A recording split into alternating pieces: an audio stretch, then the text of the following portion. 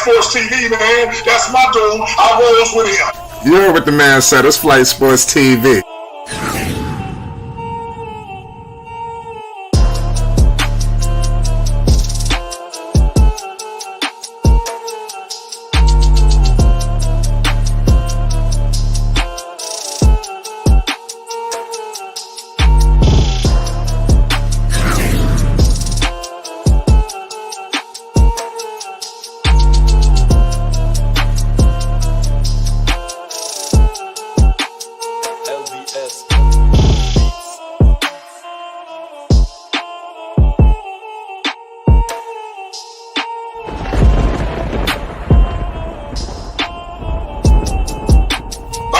Flight Sports TV, that's where it's at. Flight Sports TV.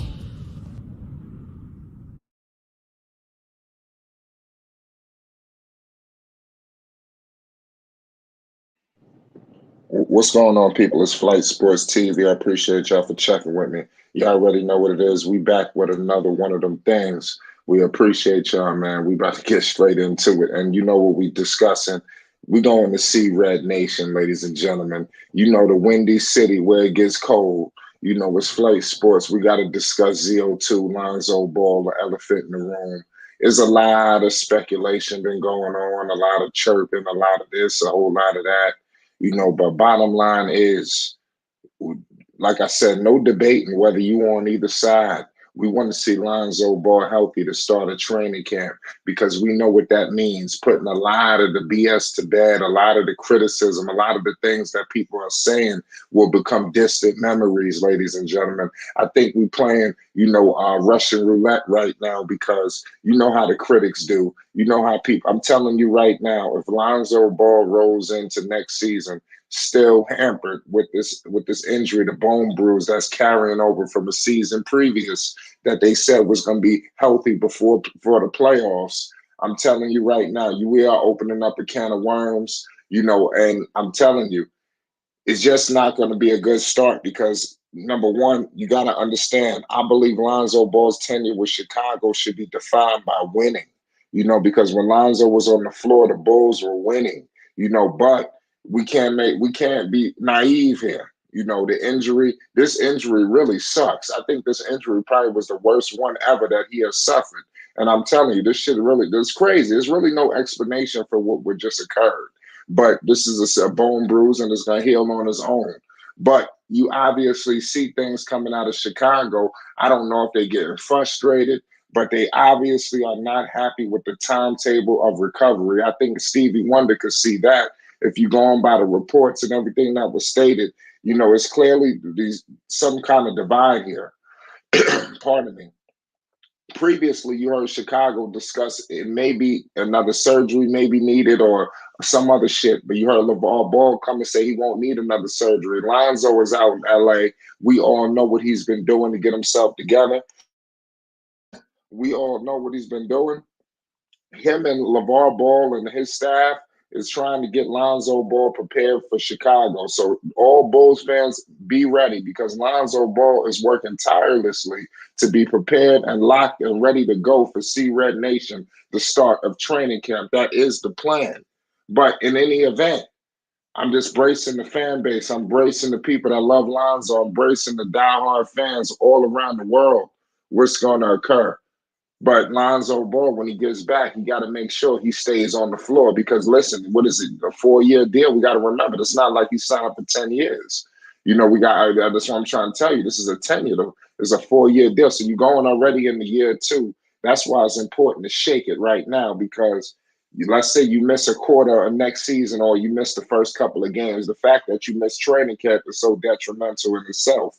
I'm telling you, missing training camp is huge. I don't think people understand the importance of training camp, especially when you got a new team. Believe it or not, the Bulls are a new team that got thrown together. They really didn't get a chance to gel and really get the chemistry right prior to everybody going down. It seemed like they were going down like damn bowling balls, man. I mean bowling pins. I mean seriously, shit was going down like wildfire.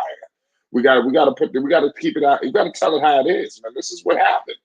Okay, so. It isn't his best interest to be ready for training camp or I'm like, we ain't never get started yet. Salute to the chat right now. We got a star-studded chat.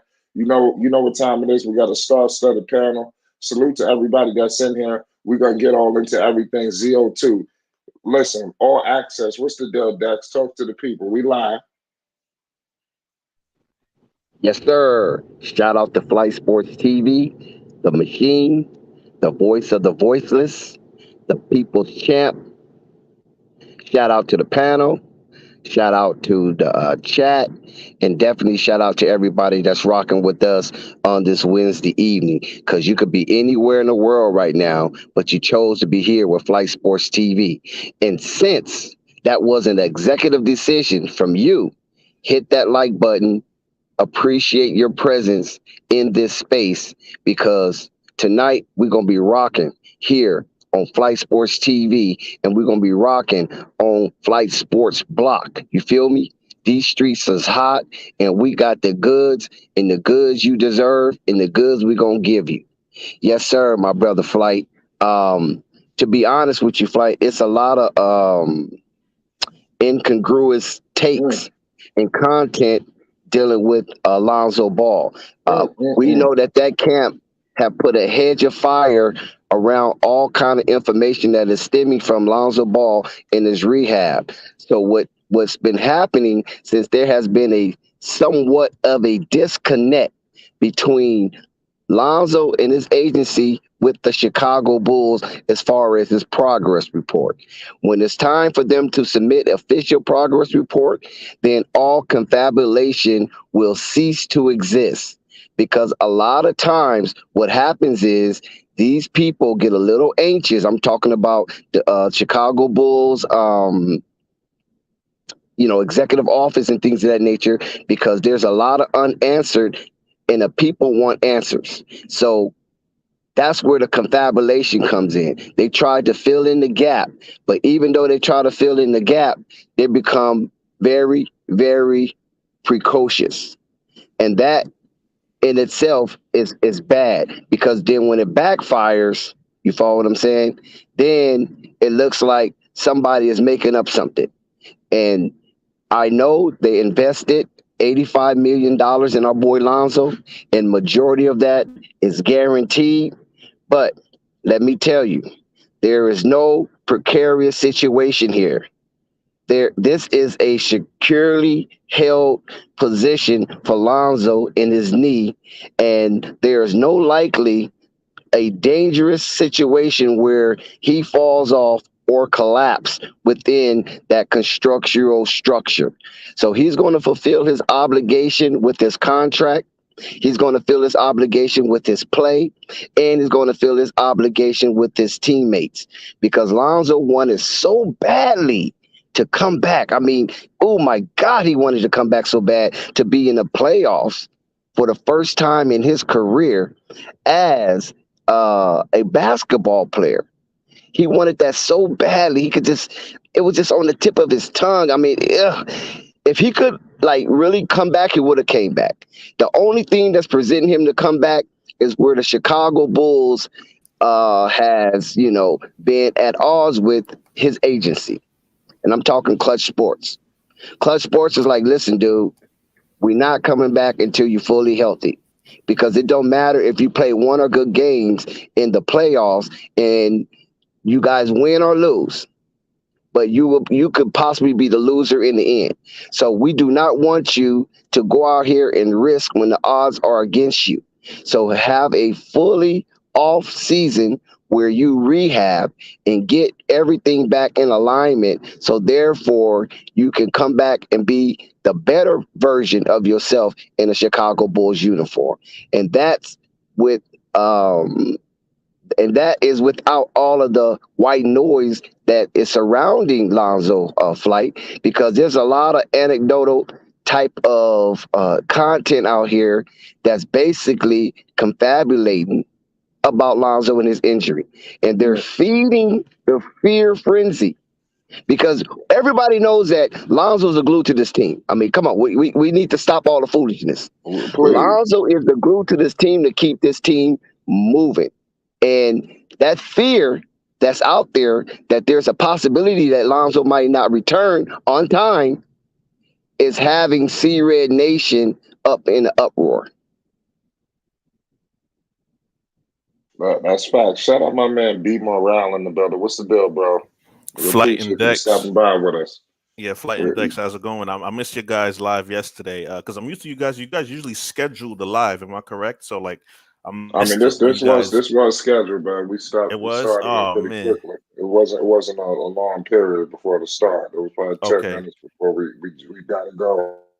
Okay, but yeah, shout outs to Flight Index, and I'm ready to tune in. So what's the topic, fellas? No, we're discussing ZO2, Lonzo Ball, the Chino Hills prodigy. How important is it for this man to be ready to start a training camp for the Chicago Bulls? Because he signed the 4-year deal, $85 million. We headed into year 2, and you already hearing the front office very upset. Not even, I'm going to say very upset. That's a horrible choice of words. It seems to be that they are a little slightly frustrated that the timetable is not moving as fast as they would like, but Lonzo Ball looks to be fine, his team seems to be looking like they have very huge optimism that they're ready for training camp. What is your thoughts, and how important is it for Lonzo Ball to be ready before his Bulls tenure is defined by injuries, because it needs to be defined by what it was when he was on the floor, when they was the number 1 seed in the Eastern Conference, looking like a serious threat to get out the East. What's your thoughts, bro?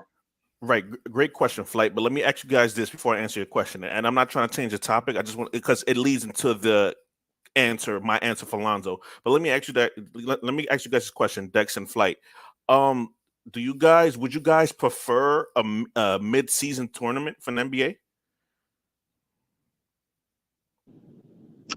It really doesn't matter for me, but I think listen, hold that question, and we can really get into it with more panel members come on the board. You follow what I'm saying? Because that's something we should discuss. Because you guys know why I asked that, right? Because I think Adam Silver is basically saying less games, that way the stars won't have to get injured. And to answer your question, Flight, if it's an 82-game season, I'm not sure Alonzo's ever going to play more than 60 to 65 games. And so, we don't know. We don't know that. We don't know that. But I understand where you're getting your numbers from. But we don't know that for sure. But see, Flight, Lonzo's been injured every year in his career. He's going into his sixth. You're right. Yeah. He's had some injuries. He's definitely dealt with the injury bug. I can't make no mistake about that. Right. He did have a relatively healthy year. The second year in New Orleans. But this is the worst injury that he suffered. I mean, he hasn't missed this extended period, but I mean, he ain't been out like this, especially for this crucial duration. I mean, the last thing I could think of is that first year. Was it maybe the year when LeBron was there in Los Angeles when they missed the post, when he missed towards the tail end? But this is even worse because it's lingering in. Lonzo even had surgery that year, I believe, on the torn meniscus, but he was ready. He still made training camp. Incongruous. Pardon me? What'd you say? I don't know. That sounded like one of those DJ buttons that someone presses. Okay, I don't know who was that, but I was messing with you, Flight. Go ahead. I got thrown off for a second. Yeah. But what I'm saying is, Flight, because what I'm saying is if Lonzo is injury prone like this, the Bulls will have to give Lonzo the Kawhi treatment and giving him what they call that rest and was the load management, and it's becoming like a thing. It's becoming a thing. And to answer your question, Flight, this will actually be better for Lonzo because Lonzo has started every season, but he never finished the season. So this time, if Lonzo can start maybe 30 games in or 40 games in, that's good. Maybe he can finally finish the season finally once in a while. But I don't know. It depends. But that's why I asked you guys about the mid-tournament, because the NBA is trying to not have the star players hurt or trying to avoid load management. So, yeah. So I don't think it'll hurt. Yeah, go ahead. I don't think it'll hurt the Bulls, but yes, Lonzo is needed. But I think it's better for him to play 40 games in because Lonzo's never healthy. But yeah. Well, I think we're treading on dangerous territory when we try to rule him out as a solid and a solidified player in the NBA. I know that he has his injuries, and it seems like his injuries seems to get us at the worst moment. You know what I mean? And sometimes even get him at the worst moment. But keep in mind, you cannot count his injury now. You only can count it when his games played, because we really don't know to what effect that Lonzo is able to return. We don't know if he was able to return the last game of the season, or if he was able to return during the playoffs. We don't know that for certain.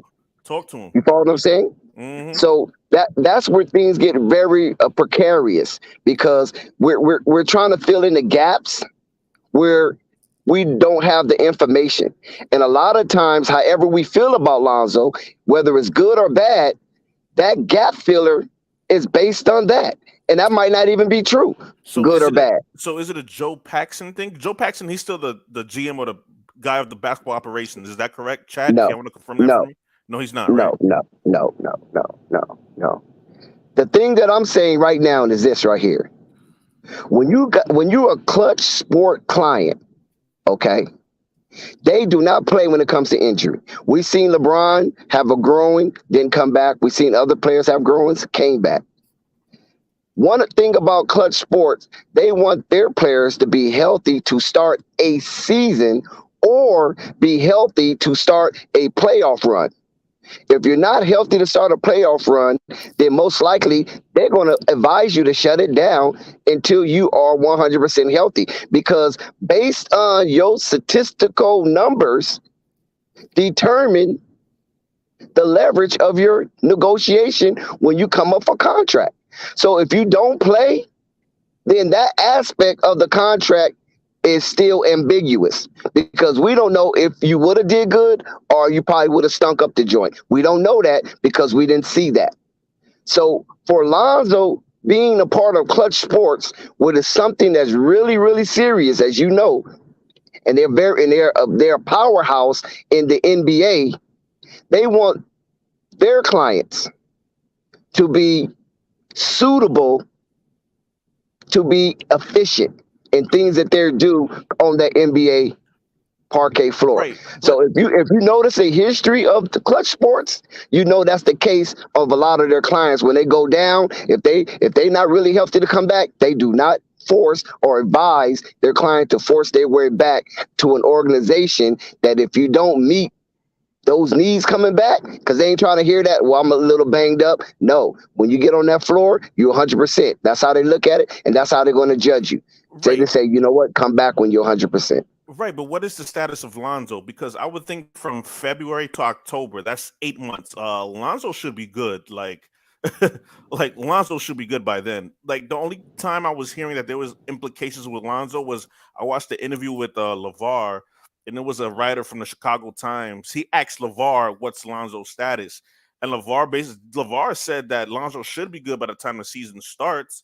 LeVar also said that Lonzo should go back to drinking regular milk and not almond milk, but we didn't know it's the confirmation on that. But I mean, Lonzo should be good from February, because he got injured in February, right? I think the game against Brooklyn, the Nets.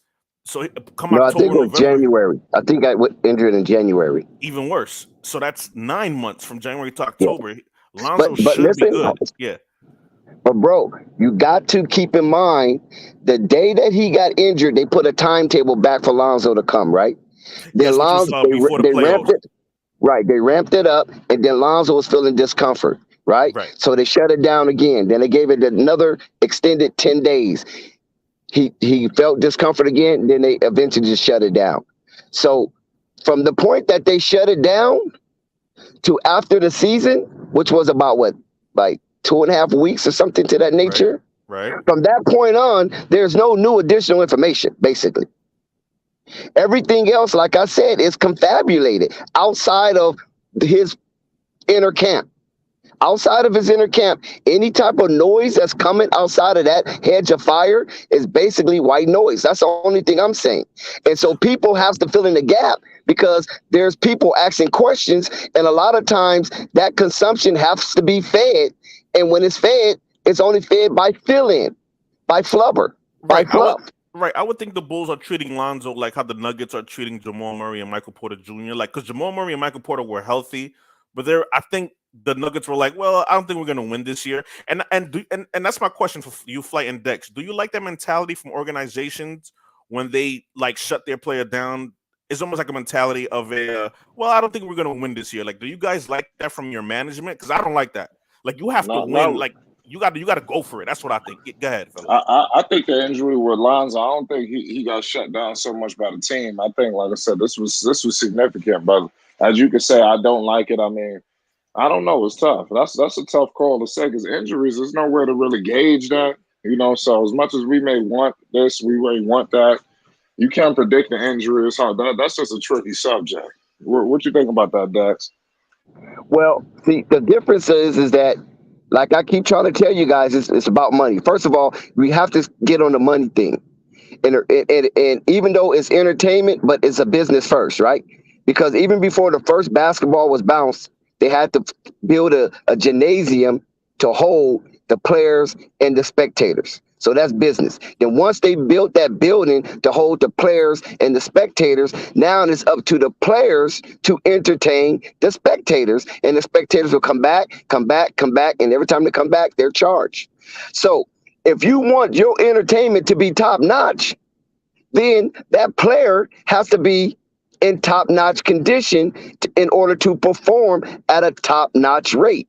So if Clutch Sports understand this, and this is how they roll out their clients to their proposed business partners, which is the NBA and NBA ownership, the oligarchs, you follow what I'm saying, the board of governors or whatever, however you want to call them, when they present their case on behalf of their players to these people, they got to make sure what they say matches the health and the performance of their clients. Because if not, then that starts to peel the onion of dishonesty and exposes it. So now when they do go up for renegotiation, they be like, nah, man, we starting here because last time you got me. And when you get me, that's on me. But this time, which is the second time, you're not going to get me. So that's going to be on you. So when you really look deep into that aspect of the psychology of negotiations, then you have to be safe. You have to be careful. You can't be reckless putting players out there, especially when your contract is 90% guaranteed. Okay. And the only 10% that's not guaranteed is a few little incentives that they know that he's going to meet. Okay, you feel me? Let me ask you this. So, Dex, let me ask you this. Ben Simmons, he's also signed with Clutch Sports of Rich Paul. Ben Simmons not playing. Was that the Nets or is that Ben Simmons? You know what I mean? Because if he has the money, Ben Simmons has the money. Now it's up to him to play. And why isn't he playing? Remember what I just said, bro. I don't know what part of it that you missed. That they make sure they want to roll out their clients at their peak. If Ben Simmons is not at his peak, even though he's supposed to be there contractually, listen, dude, do you want to mess up your next bag? Or you want to sacrifice a year, sacrifice a few millions, get your head right, get your mind right, get your body right, and go out and compete on the highest level imaginable. If you're not right, then we're going to have to find a way to shield you from that type of exposure. That's what I think would happen with Ben Simmons. Yes, he looked like a whole person, but Ben Simmons was not a whole person. Therefore, he wasn't going to produce at a whole level. So if we Clutch Sports and we saying we got the best of the clients, far as totality, you follow what I'm saying? Then Ben Simmons have to be right. And if you've seen some of the footage that Ben Simmons got out now, you see that Ben Simmons look like he's ready to go for it this season. Right. I don't really believe in Ben Simmons. I'm not. There's been something going on with Ben Simmons. Well, let's see what happens. The only player we've seen that getting shut down for a season has worked for was Kawhi. Like Kawhi, he got shut down and then he came back strong. Of course, he had a little bit of load management in there, but at least Kawhi, he didn't get like injured again. Oh well, actually he did, but it's like, and there we go, Dex. Look, Kawhi got injured again. He did.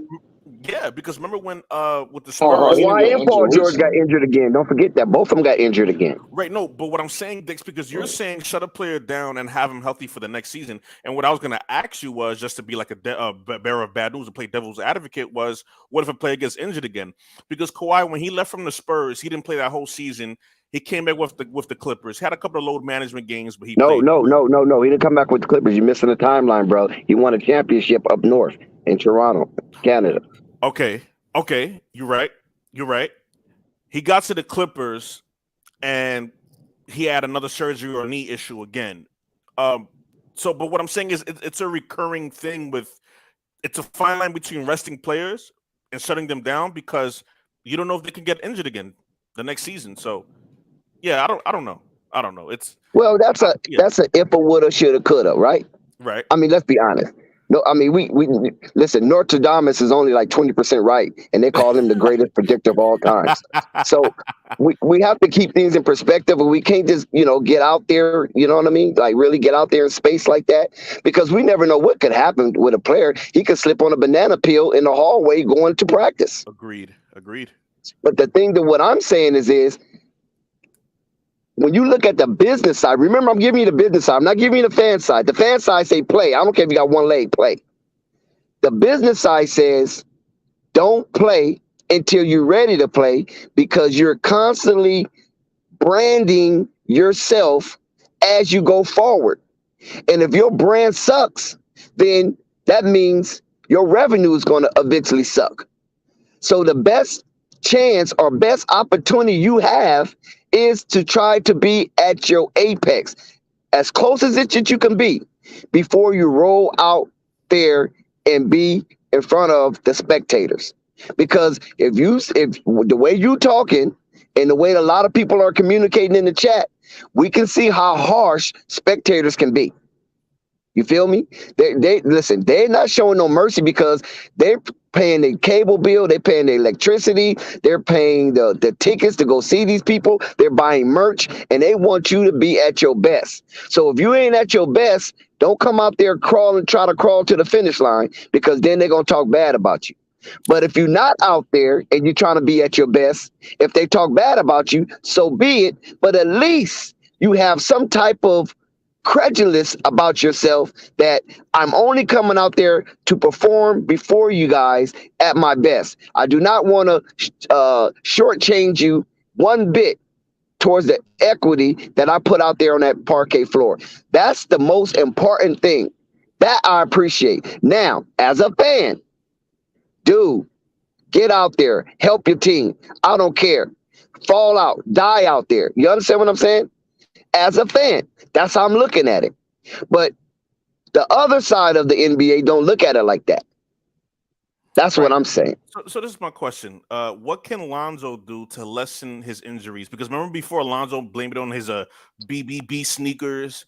And then, like, isn't Lonzo wearing Nikes now? No, bro, you were so wrong. I don't know where you're getting your information from. He never blamed nothing on no BBB sneakers. Lonzo said that. Lonzo said he would like. No, he didn't, bro. I gotta stop you. That is not blaming the injury. He blamed the manufacturing of the shoe, saying that the shoe wasn't compatible to what he needed to do out there, and he had to change it, you know what I'm saying, like every dead ball or at halftime or something like that. But he never ever, bro, and I'm saying this with vehementness, said that his shoe was the cause of his injury. He's never said that. Dex, the manufacturer make the shoe though, right?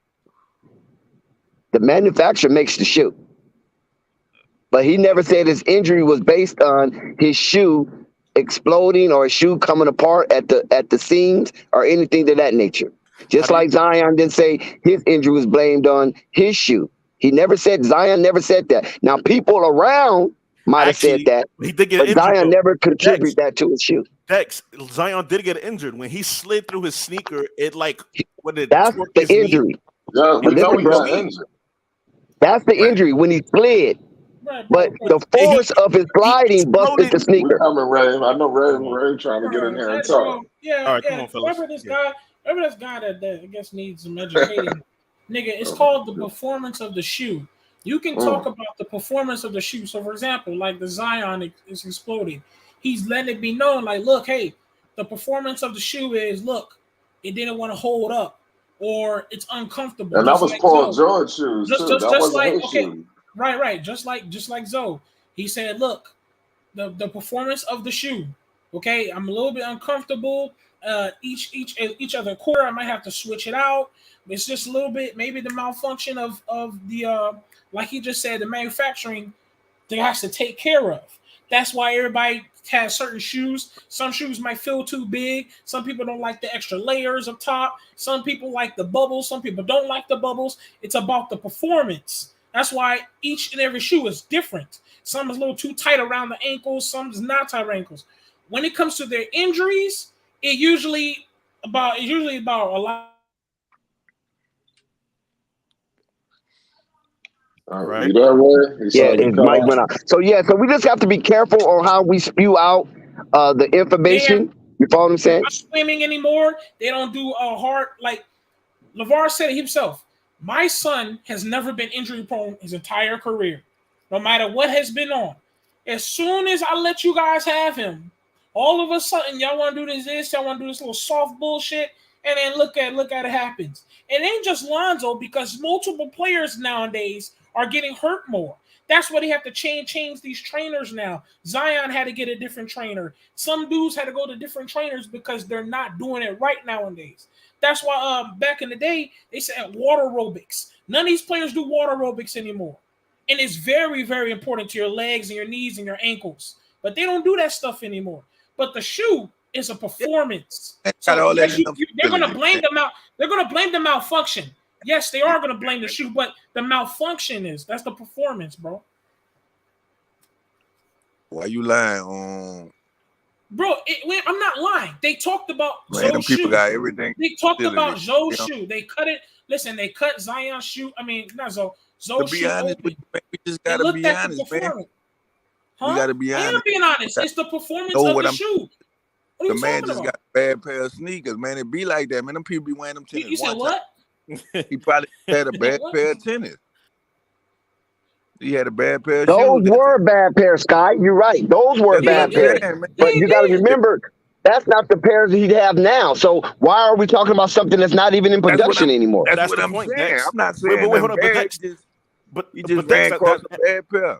That's all right, I'm but saying. Sky, It be like that. Yeah, but that's what I said. He does have a bad pair. That's a malfunction.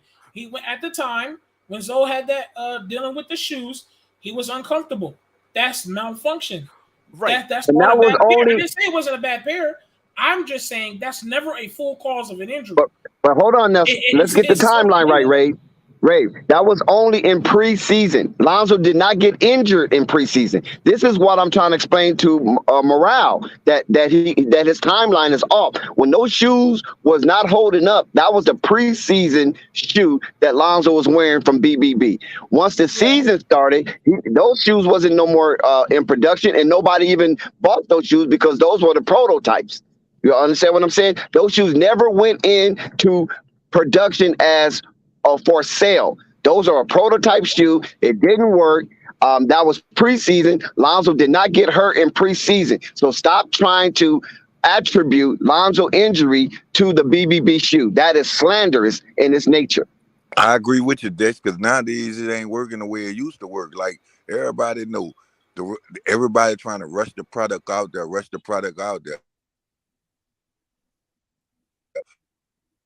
They test the product like Jordan with the shoe before the shoe came out. You know what I'm saying? So it ain't the same way. Just like I said, he had a bad pair, man. That's all it was. It's not the brand. The brand have nothing to do with it. Well, here's the thing. I guess Lonzo's gonna have to do what his dad LeVar says is drink regular milk because it's apparent Lonzo's injury prone. Like it's apparent. Well, I mean, like I said, Yeah, it's tough. we listen. Let me say this. Yeah, I mean, yeah, it's He's come had some to. injuries. Let's hold on. It's come to the agreement that injury is an issue. Okay, we've come on this channel. We've come to that agreement. Okay, to be honest, but it's funny to me because LeVar Ball took Lonzo back to LA and said, "Let me handle it," and all of a sudden his healing progress just accelerates. That's my point. When it comes to these injuries, it's about doing it correctly. Who's your trainer, and doing the right things towards your body, keeping that body healthy.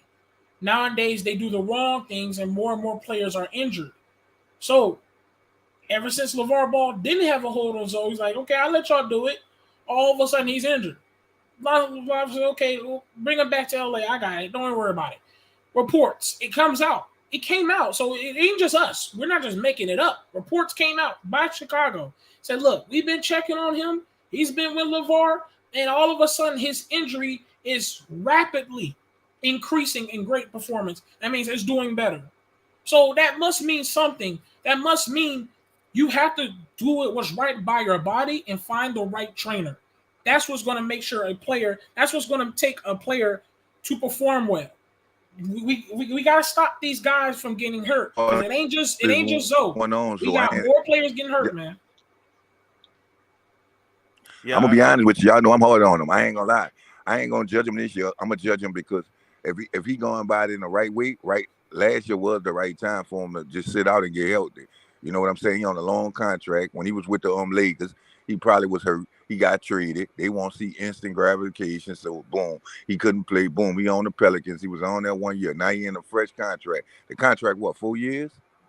Yeah. All right. So he set out that 1 year, get healthy. And he got 3 years to go before he re-up. That's how I look at it. Now, if he get hurt this year, it's official. He injury prone. So I'm gonna give him a break on this one. Like literally this year, like well, I let him sit out, that, Scott. get healthy. Well, I'm just saying, I'm letting him. Yeah, let him sit out, get healthy. You get what I'm saying? He know he got 3 more years on that contract. Now, if he make it these, because the Bulls not gonna trade him no time soon. Look like it, because if they were gonna move him, they were gonna move him now. So hey, I have a question. How many games do you feel he should be able to play that you like? If you say he does, let's say like something like small happens, like a sprained wrist or sprained leg.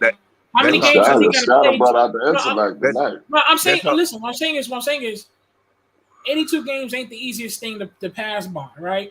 But let's say Lonzo just plays a good, healthy amount of games. How many games do you count as if, like, okay, if he does get hurt, he does have played like a good quality of game to be considered, okay, he played?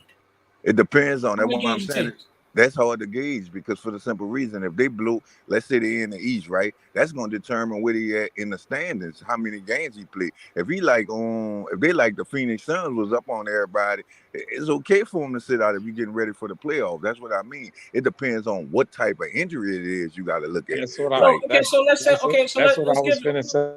So let's give a scenario. Let's say he played. Let Marvin get ahead next. Let's say he played 70 out of 82, but he had a sprained ankle.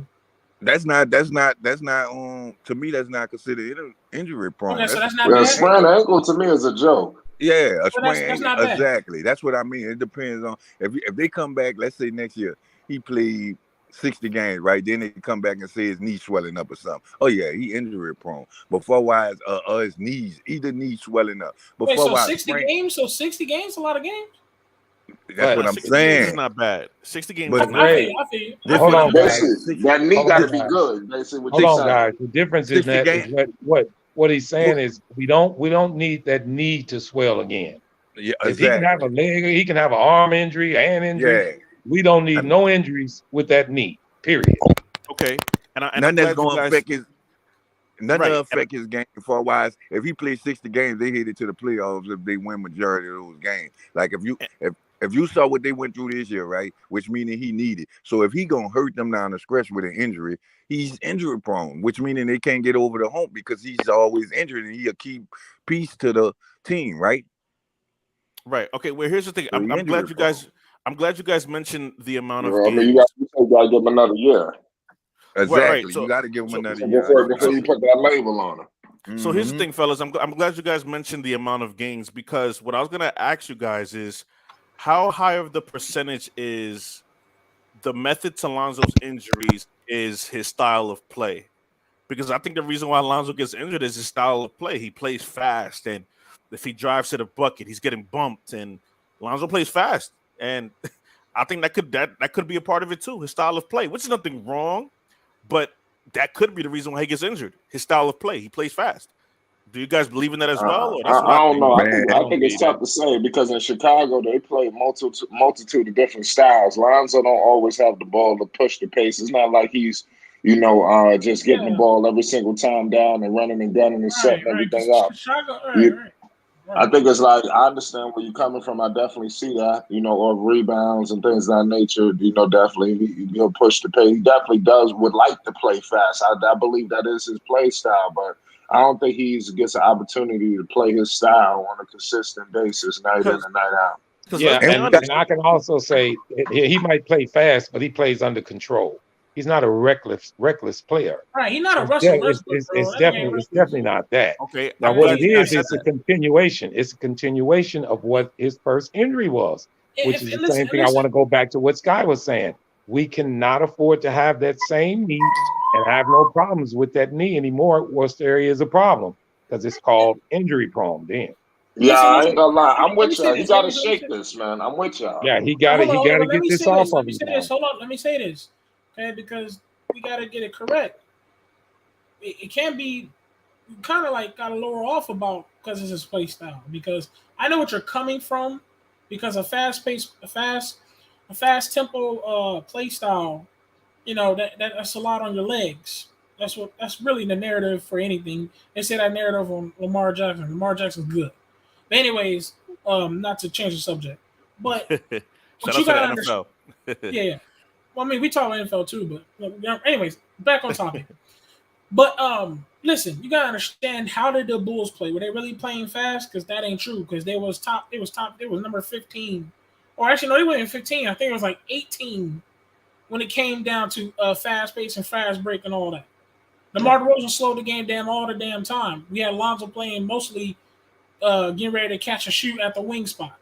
So that ain't true because he got hurt and they weren't playing that fast. But the whole deal with that, Ray, the injury that he's sustaining is basically an explosion injury, like what Derrick Rose had.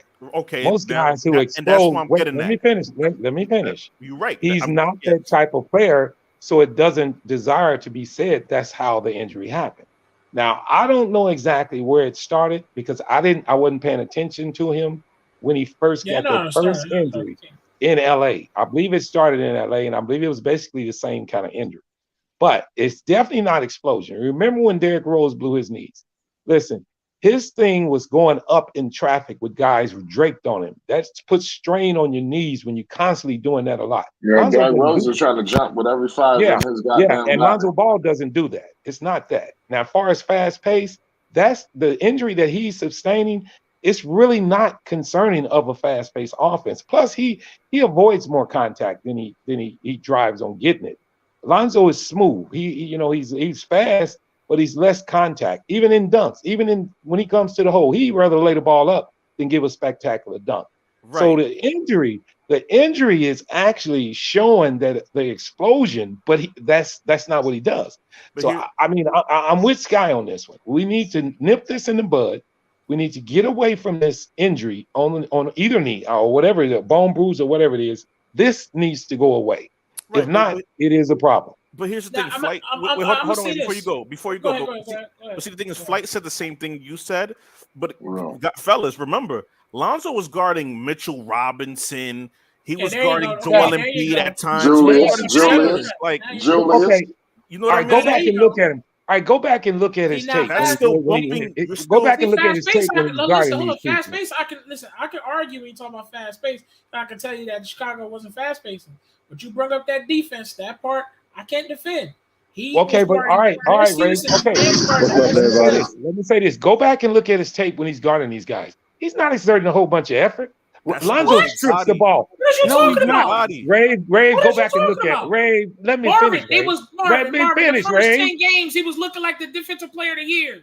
What are you Rave, talking about? let me finish, Rave. All right, go ahead. Go ahead. Let me finish. Go ahead. Yes, he guards him, but that's in swipe when he's knocking the ball away. He's not exerting a bunch of energy. You talking about the injury to his legs. You talking about the injury to his legs. He uses his hands. His position. Dude, sir.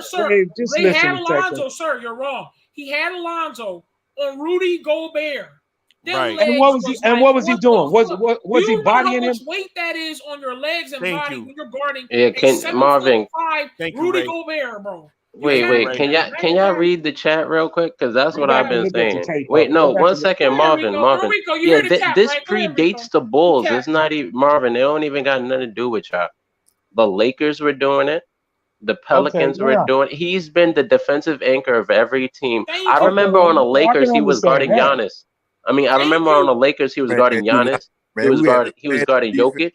Man, you lying. That year he played, we had the worst defense. I know he did, but just because you had the worst defense doesn't mean you're not garnering the biggest matchups. But that doesn't mean that he's putting pressure on his knees, guys. Yes, it does. No, it doesn't.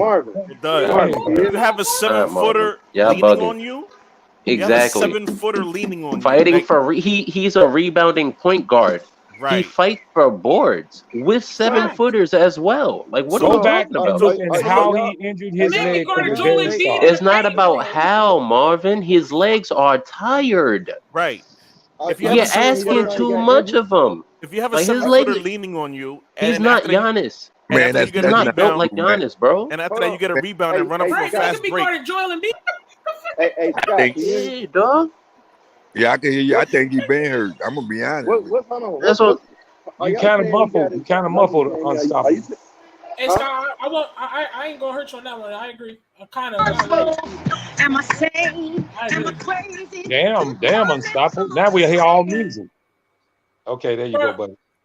Boy, cut that bullshit on. What he said, Unstoppable? Go ahead, Unstoppable. Now you go. Wait 1 second. Randolph in the chat, he said, was that his assignment? Yes, it was. Yes, it's been Lonzo's assignment all season to help in the paint. Get the fuck out of here, bro. Like, we're not capping like that, bro. We're not capping. Yes, it was his assignment. Vucevic was horrible. Listen, we have people. We have people talk about Zoe all the time. Sky just said he'd be on hard on Zoe. But you can look up any stats. ESPN said Lonzo has the hardest assignment of all guards. It's on ESPN. You can look it up yourself. And if it wasn't him, it was Drew Holiday that Lonzo 1 year Ball together. was literally the defensive player of the year before he got hurt, bro. Relax, bro. You're being really goofy right now. And man, Lonzo was getting like 3 steals a game. Let me say this, Ray. I agree with Chuck Morris. I agree with Chuck Morris in the chat. He says he can't believe that we are debating injuries. Let's just get him healthy. Hey, that was the question, Chuck. Chuck, that was the question. No, I agree with that. Let's just get him healthy. Let's not debate on how. Let's just make sure he doesn't get injured again. I believe that's all that matters. That's right. Hey, like, one second. As far as them moving him to different defensive assignments, I think that should be in play too now, Flight. I agree with him in not totally, but I agree that he doesn't need to guard a whole bunch of large centers and too many heavy guys. But I know he uses his hands more than he does his lower half when he's guarding people. He gets steals by swipes. He's not exerting, pushing up against. I hadn't seen it very much. You guys might see different. I'll say this. I'm gonna be honest with y'all, man. I ain't never seen them like they guarding them. The Bulls barely went small. So why was he guarding the 5? I don't understand. Lonzo was guarding Mitchell Robinson. Yes, thank you. Lonzo switches. He switches and helps. Vucevic was horrible. Why are we debating this? Well, but it wasn't like they came down the court and he was on the center now, Rico. It was on switches. It was more all switches. And he helps. Right. No switches. Even if it's a switch, it's gonna take time. That mean they running the play. Bro, Sky. We watched. Man, they could switch, I've been man. agreeing with you, Scott. Man, when you we ever talk about switches, and we know he also runs over screens majority of the game as well. Man, what center be on the top of the key dribbling besides Jokic. Besides Giannis. You know, guard All of them them at the actually. top of the key. A lot of them do. A lot of no people sense what 6'10" y'all do saying, it. man. That's what Bro, I'm he trying ain't to say. just bro. Hold on. And it don't make no sense. Because Scott, Even if you look, Scott, why are you acting like he didn't do it on the Pelicans? Hold on, Rico. He did. Hold on, Rico. Oh my, he didn't. Man, no, he That didn't. was horrible. Hold up, guys. Listen, Even if you switch, that was horrible. Hold on, guys. I'm in the process of watching every Bulls game highlight. I'm up to. I think we have to go to. I'm at the Golden State. We watch a highlight. All right, hold up. Listen, I already knew, Marvin. You guys don't tell me. We watch the highlights, Marvin. Ray, just because you laughing don't mean shit is right. Let me finish. I watched every one of them, and I've been watching Lonzo in particular. And you guys are talking about how much he guarded centers and forwards and whatnot. On switches, yes, he did, but not coming when it's a base defense. He was on a guard. Now, if he was a switch, we said that. What are you talking about? Okay, but if it was a switch, not a switch league? If that's everybody, Is this not a switch that's league? what I'm trying to tell them. Even if it's a switch, check this out. No, it's not. No, it's not. No, it's not, bro. All right, check this out. Okay. You name me one. Hold up. You name me one time they put Alvarado in the paint against Rudy Gobert. Name me a If it's a switch, he already stuck there. If it's a switch, it's gonna happen. What are you talking about? He don't switch. He do not switch on Rudy Gobert. They make sure that shit don't happen. Why we? Hold on. They can't make sure of not. Yes, they can. Yes, they can. Yes, they can. Let me answer that. If they pick on them, they have someone help from the short corner, bro. Because I watch every game. Go ahead and get him, Scott. Go ahead and get him, Scott. That's the reason why when they go to doing the switching, that's the reason they take Alvarado out because he's too short. Exactly. You can't prevent the switch. No team in the NBA can prevent the switch. You act like he's doing something that nobody else don't do. Okay. I wish Lonzo Ball had. No. 1 second. No, he don't. No. I wish Lonzo Ball had Draymond Green backing him up. I wish he had Robert Williams backing him up. I wish he had some type of defensive player backing him up. Nah, he got Vucevic. Listen to what Sky said, Rico. He said when that happens to Alvarado, what do they do, Sky? Bench him. They take him out. That's coach. Okay, so is that a coach? Is that a coach's blur? Yeah, that's a coaching blur. It's just in the rhythm. It's just in the rhythm of the game, Dex. It just happens. They don't try to do it intentionally. I'm gonna tell you. Okay, listen. I've been listening to you guys, right? Let me say something real quick, Rico. Ray.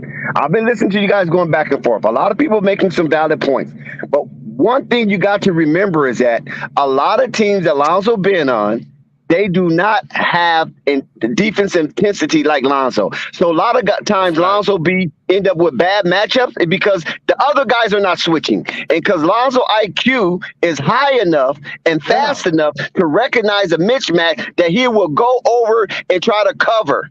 Because a lot of dudes are just slow-footed into their defensive assignments. We've seen it with the Bulls time and time again, and we definitely saw it with the Pelicans. Slow ass kid get down court. I don't think slow ass kid get down court. Talk about Lonzo don't pick him up. Okay. Hold on, guys. I don't think that's what causes injuries. You guys are making it seem like that's the only reason he got injured. I don't believe that. No, I'm not. I said it adds to it.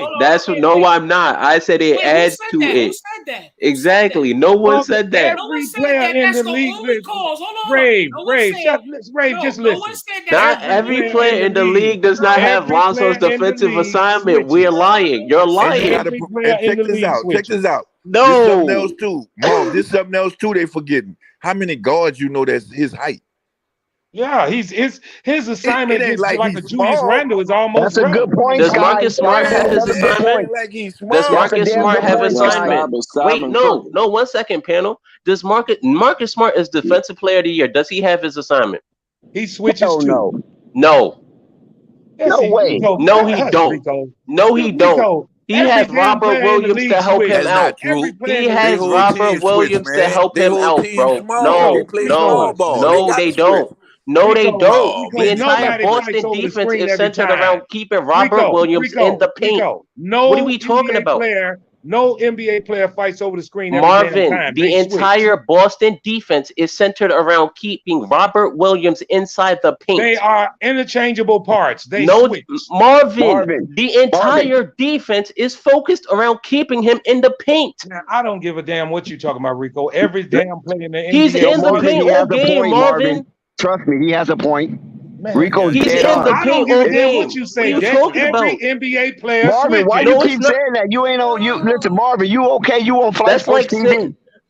Yo, that's like Deactivate your aggression. Donovan Mitchell doesn't have Lonzo Ball's defensive assignment. He has Rudy Gobert. He has Rudy Gobert. He don't do that. Oh, Rico. Marvin. Well, don't worry about it. He got Drummond this year. Ain't gonna be no excuse. Who the fuck is Drummond? Who is Drummond? That's what he's doing. He's rebounding on shot block. What you talking about? Okay.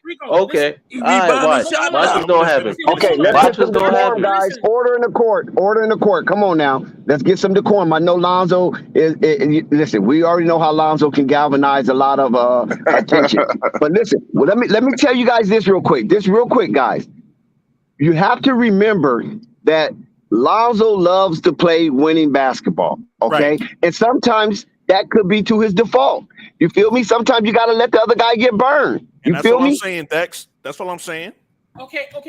But that wasn't contributing to his injury, is what I'm saying. Y'all can kiss my ass with that one. Listen. This bullshit. Okay. Oh, this is why I know y'all. No bullshit, pun intended. right? No pun intended. I'm gonna tell you. Oh yeah. Nothing personal. Okay. I'm just comment. Yeah. Balls. Whatever you want to say. Pause. Yeah, Ray, because that would take like 3 or 4 panels to be able to meet that goal. Dex, don't do him like that, Dex. This is why. Listen, y'all are not okay. This is why I said that. Okay, because y'all are not slick. You're trying to talk to me and Rico by saying the bullshit. Everybody switches. Dog. Exactly. Be slick as hell. Be slick. I'm gonna ask you a question. Have you ever seen a Kobe White under the paint with Embiid? Have you ever seen it? Yes. Have you ever seen it? Yes. Marvin, he lying. What? He lying. No, he lying. Ray. Marvin. No. We have seen Kobe White in matchup because that's the offensive stratagem is to try to get Kobe White in a mismatch. That's the whole team opposition offensive strategy. So Kobe White is a mismatch for everybody. Guys, please. When you get Kobe White in a defensive mismatch, a lot of times the team recognizes and they try to go help Kobe White. But they don't go help Lonzo because they feel Lonzo is competent and comfortable enough to stay put. That's ironic, huh? It's so ironic that they think Lonzo's Hey, yo, Lonzo, you got Joel Embiid? All right, bro. Yeah, I'm gonna stay here. I'm gonna guard Matisse. Yeah, okay, you got Joel Embiid while you here to go, bro. Hey, he good. What is wrong with you, got clowns? Rashad Holmes. He good. That's DeMar DeRozan doing that shit. Hey, Rico, do you remember Rico? Hold on, with Rico 1 second. Rico, do you remember when Lonzo had to guard Miles Turner to save a game for the New Orleans Pelicans? You remember that? How the hell did that happen? And how did he have to stay on that man for that long? You understand what I'm saying? He had to guard Nikola Jokic on the Lakers to save a game. A question, guys. LeBron was on the court. Listen, Lonzo got. Oh, we good now. Lonzo on him. Can I ask this has been happening for his whole career, bro. Like, this is crazy. You guys, let me ask a question. He get a competent center, please? Let me ask a question, please, sir. Can I ask a question? Can you guys recall the first time Lonzo got hurt? Where was he at on the floor? Lakers. Where was he at on the floor? Since y'all talking about he always playing down low. He was probably on offense. I didn't say he always plays down low, Marvin. Nobody said that. Nobody said that. Dex, what did you say? Rico, what are you saying then? We're saying it's helping the issue. And the helping not in a good way. I just asked you a simple question. Listen. I just asked you a question. You're saying I never said that. I did not say this is 100% the problem. I never said that. All right, so you just talking then. Man, you just not listening. No. Lonzo's style of play. Hold up. Oh my God. Let me say this, okay? Because y'all want to talk, y'all trying to talk to us like fucking second graders, nigga. No, third graders. Okay, whatever. You're trying to talk to us third graders. Thank you, we're not saying. Hold up. No, we're not saying the shoes is the only issue. No, we are not saying him playing hard-nosed defense is the only issue. No. What we're saying is all the things combined could be the possible help to why his bones is like, my nigga, damn, can you ease up a little bit? And drinking almond milk. Because one night his shoes look uncomfortable, and while his shoes I got a perfect example, Ray. When you done, he fucking backing down Giannis like nigga. You gotta understand. 1 second. When Rave is done, I got a perfect example. Can we not say unstoppable? And you guys are Bulls fans. Can we not say that there are two factors to Derrick Rose getting injured? His play style and the fact that Tom Thibodeau was giving him hella minutes. We can't say there were two things. We can't say there were a multitude. We can't say that it's because he was carrying the Bulls because they were injured his MVP season. We can't say there were multiple reasons as to why a player gets injured. Marv, he can't compare. What's wrong with that? And I already know he can't, Sky. I already know he can't, Sky. Nah, yeah, man. Derrick Rose go to the hole. He go to the hole. Yeah, man. Nah, bro. It's a multiple of things. It's a multiple thing. Hold on. Can I ask you a question? You can't compare the two, man. Yes, you can. I saw Kobe. I just got a bit. Y'all trying to figure out what's the reason why Lonzo keep getting hurt? Yes. Right about that? Yes. Injury prone. Yes. That's not what we're talking about. Let him talk, Ray. Well, I'm gonna put it like this: you'll never be able to guess why it is because everything y'all said could be the very reason why he keep getting hurt, but we'll never know. You never know unless he eliminates some things from what he's doing. And that's not gonna happen because he's aggressive. He's gonna keep playing defense. Hey, right. maybe we're saying is, let me say this. Hold on, okay. Maybe you need to work out on his legs more. We don't know what his rotation. I agree with that. We can say that. You know? Wait, Ray, before you go, but what we're saying we is, don't know. how can Lonzo reach his full potential when he's injury prone? That's like the cusp of this topic here. Like, when can we see the real Lonzo if he's only playing 40 games a year? This year coming up, real simple. Yeah, I would say that. Yeah, buddy, he got this year coming up. Yeah, he work on his injury, he get it straight, and he plays a full season this year. And none of y'all will be talking about who we playing down low, no damn more. I bet you he will though, Flight. I bet you he will. Bro, so funny. Y'all funny, bro. Listen, if it's switch. No, listen, hold up. Listen, I'm gonna say this, guys. I'm not trying to be funny. Hang on, I'm not trying to be funny. I want him to be able to help on defense. I don't want him to get hurt. I know you do because I don't want him to get hurt though. But every player should be able to help on defense. And Brook Lopez, yeah, but except for DeMar DeRozan, right? Everybody should, huh? I mean, fuck out of here, bro. But you can't even tell how he got hurt when he was on the Pelicans. You didn't say that when he was on the. It don't matter. It don't matter. I said it's multiple factors. Rico, let me say this. Rico, listen to this. People who say it don't matter, those are 3-year-olds. Stop saying that. It does matter. I'm telling you, it predates the Pelicans. You want to talk about the? I said it predates them. You sound like somebody who don't know what they're talking about. Is that? I'm telling you, the issue predates the Pelicans. Like, I don't get it. What don't you get? It predates the Pelicans. When he played in LA, I did. I'm a Laker fan. What do you mean? Go back and look at it. So how did he get hurt? Somebody was on his back. Bro, he was our defensive anchor. What are you talking about? How did he get? I'm telling you, the role he had for our team. Rico, I got a question for you. What's your solution that you feel like your opinion? Yeah, you don't want to get a defensive anchor. Get a defensive anchor. That's my. Thank you. Get a defensive anchor. Stop asking him to be it. So no team has had one that he's been on. Is that what you're saying? No. Besides maybe Drew Holiday that 1 year. Hey, Rico, hold on. What if he like being a defensive anchor? Hey, Rico. I don't think he do. I don't think he do because he be looking at his teammates stupid as hell when they fuck up. I don't think he do. Well, maybe he's looking at stupid as hell because they making defensive mistakes that they shouldn't be making. Please, exactly. Let Ray say something, guys. Please let Ray say something. I mean, I wasn't done talking. No, because y'all capping. No, y'all, because I'm about to get y'all. No, unstoppable, because you capping. All you niggas is capping. I'm gonna get you. Explain to me Because how I'm capping. you saw this. Let You him capping. talk. Hold Let up. him I'm talk. gonna tell you why you capping. I want you to I'm explain. gonna tell you why you capping, bro. I'm gonna tell you All why you you gotta capping, do is bro. look up all Lonzo Ball teammates and then say the word defense and what teammate comes to mind. Thank you, Dex. Thank you. I didn't hear no. You I know, didn't bro. hear. I didn't hear Say, nothing. I didn't hear nothing what Dex said. What did you say? We had a 25-pound Brandon Ingram, bro. Like, Hold what are we on. talking about? Ray, explain to me. You said I'm Challenge capping. TV, I don't think I'll they tell you why hate you Lonzo. capping. I I'll tell you think why they you just capping. having a Hold up. misconception about how Chicago he's Bulls. playing. Hold up. Chicago Bulls last season. Chicago. This is the facts and stats for your ass. Chicago Bulls was a top 5 defense, top 5 offense. As soon as Lonzo goes, them niggas dropped to a 20th on defense. Oh, would you look at that, Marvin? Hold on. Let me look at that, get him. Marvin. Hold on. Let me get him. Hold on. Ray, you still didn't explain to me how I'm capping. I'm not getting what you're talking about. Where I'm lying at? You're capping. Hey, who was your defensive anchor this season? Y'all trying to cap and act like this is why y'all capping. No, Marvin. Rave. Hold on. I'm still trying to get. Go ahead. You said I'm capping. What did I cap about? I'm still confused. What you said how about?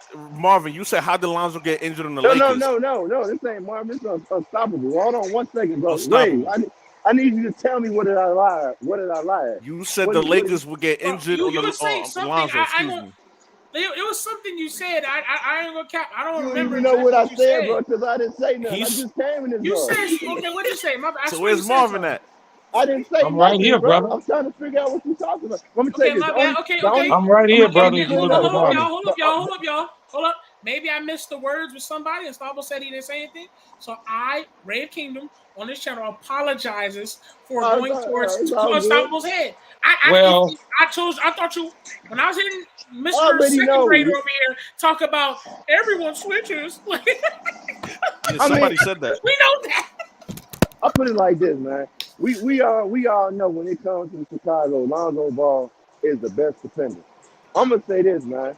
We don't know very well where this injury could have came from. I mean, yeah, he be defending some centers. It's like, wow, like, damn, that's you gonna have to go out there defending some centers. But sometimes that comes from a switcher or not.